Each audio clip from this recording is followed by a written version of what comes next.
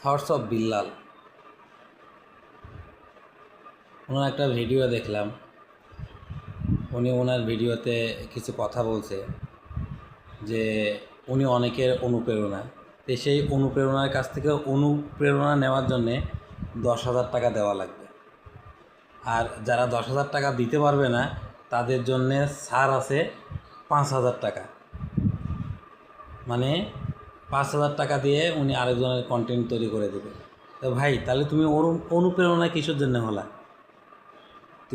তোমাকে দেখে একজন অনুপ্রেরণা হচ্ছে, কন্টেন্ট ক্রিয়েট করার জন্যে সে আসতেছে তোমাকে দেখে, তো তুমি কেন তার কাছ থেকে টাকা নিবে?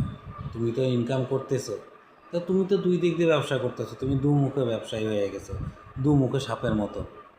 মানুষ তোমাকে অনুপ্রেরণা হিসেবে তোমাকে দেখে, তোমার কাছ থেকে কিছু শিখে, তো তুমি এটা কি শিখাইতেছো?